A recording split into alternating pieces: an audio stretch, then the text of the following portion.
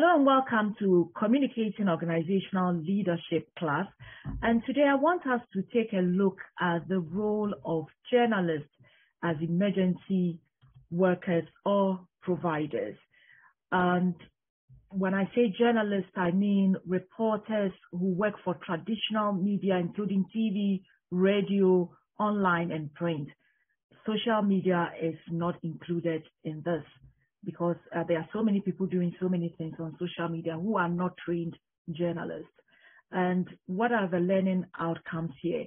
I want us to gain an insight into the role journalists play in emergency situations, and also to understand how to work with journalists in an emergency situation as a leader. And here again, let me say that I'm talking about journalists across the board, journalists in every country.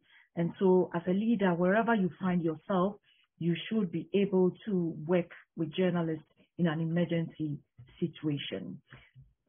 So before we continue, let's consider the following questions. Is it important for journalists to get to the scene of a disaster, even if it puts their lives in danger? What do you think drives journalists to take risks to cover dangerous situations? As news consumers, do you value breaking news reports about crises and disasters? Has your organization experienced any emergencies? How well did your organization cooperate with journalists? Now, when I talk about journalists as emergency workers, they are usually reporting from the front lines of disasters. Example, health emergencies like Ebola outbreak, Zika virus outbreak, H1N1 influenza, terrorist attacks like the 9/11 US attacks, Kenya Mall attack, Christmas massacre in DR Congo, and many more. We have floods, hurricanes, war. And on the right-hand side, you see a group of journalists or press or media personnel, as you may want to call them, taking cover behind an ambulance, St. John's Hospital ambulance. And this is the Nairobi Westgate Mall, Nairobi, Kenya. Kenya is an East African country. And in 2013, there was an attack on that mall, and more than 70 people died, more than 150 people got injured.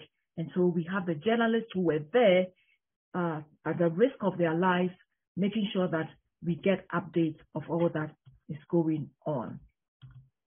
Now, usually when we mention emergency service providers, we want to know who are they.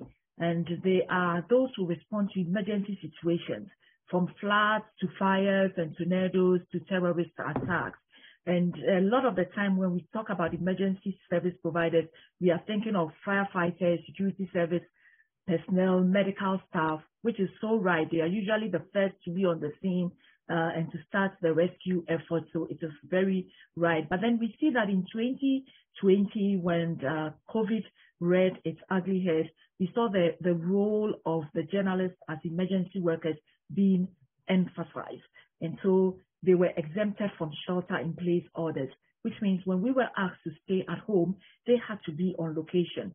They had to be on the street, at the hospitals, at the morgues, at the mortuaries, at the cemeteries, etc., just to make sure that we are getting updates of all that is going on. And some even had to turn their homes, their rooms, their living rooms into makeshift studios just to get the news running, because there had to be social distancing.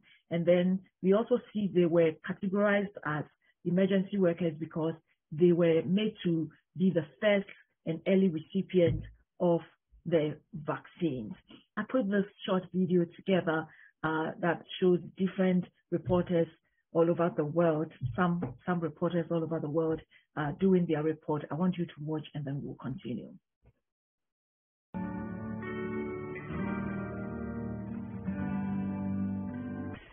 In Spain, the number of coronavirus cases continues to increase, with 769 deaths in 24 hours. With so many critically ill patients, it has meant that more and more are dying alone because their families aren't allowed in. In France, the lockdown has been extended for another 2 weeks until the middle of April, with a warning it could be extended further than that.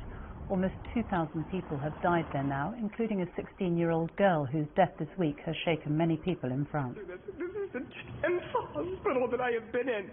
and to see the way that these families have to live after this and the heartache that goes so far and so wide. Now, at the moment, we have seen an additional 5 regions being put into the orange sector, and the government is expected to meet today with the scientific and health experts to decide whether there will be additional measures put in place, and a decision is expected in the weekend. Nairobi is still the county with the highest number of people who have tested positive at 487, followed by Kiambu at 86, Nakuru 34, Kajiado 26, and Mombasa 25. 100 people have recovered, bringing the total number of recoveries to 8,121. 14 people have succumbed to the virus, bringing the national fatality to 325.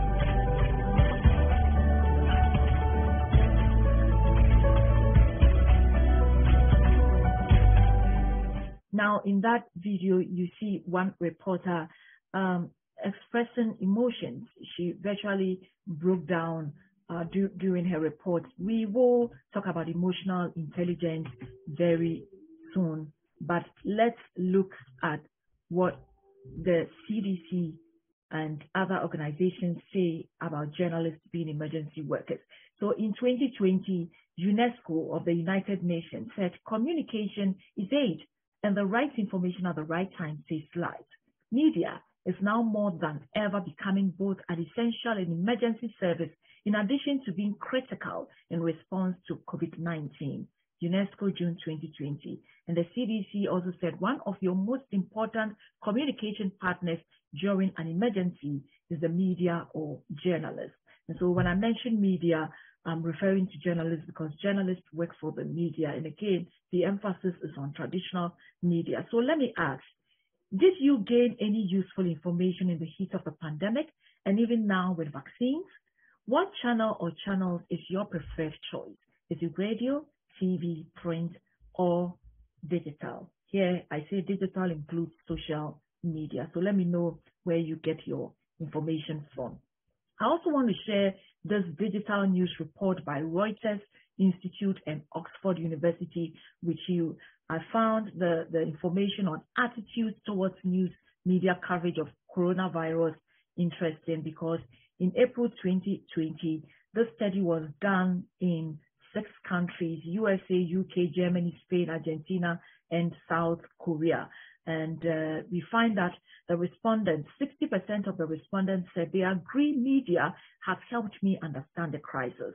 The least was 52% in the USA. 65% said they agree media has helped explain what I can do. The least was 57% in South Korea. And 32% agree media has exaggerated the impact. The most was 41% in Argentina. Of course, in their bid to do their work, there were some shortfalls and lapses that need to be addressed.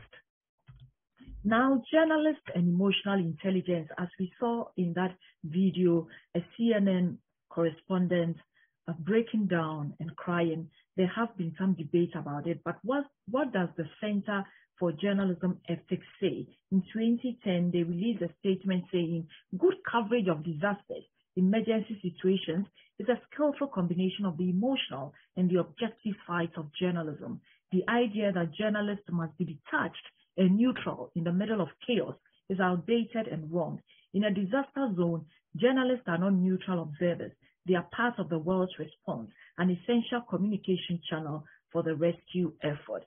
Especially, of course, we don't expect journalists to become the story. They are supposed to report the story.